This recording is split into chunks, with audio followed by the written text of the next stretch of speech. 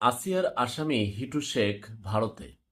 এই এই ধরনের শিরোনাম আপনার কাছে মনে হবে আর এটা কি? এটা বছর ২ এক পরে এরকম আপনি শুনতে পারেন। কিছুই করার নেই। আপনি দেখেন নাই যে আবরারকে যে দুনিয়া থেকে বিদায় করে দিল, এর একজন আসামি পালিয়ে গেল ৫ মাস পরে ৬ মাস পরে জানা গেল। আপনি আজকের বাংলাদেশ প্রতিদিন পত্রিকার রিপোর্ট দেখেন ৫ বছর আগে একটা ছোট্ট মেয়ের সাথে কি ঘটনা ঘটিয়েছিল আর তার রায় দিয়েছে কি? যাবজ্জীবন। আবার আসিয়ার যে ঘটনাটা ঘটেছে এটা আপনার এলাকার সালিশেও চলে যেতে পারে, পয়সাপাতি লেনদেন হতে পারে, রাজনৈতিক প্রভাব অদূর ভবিষ্যতে আসতে পারে।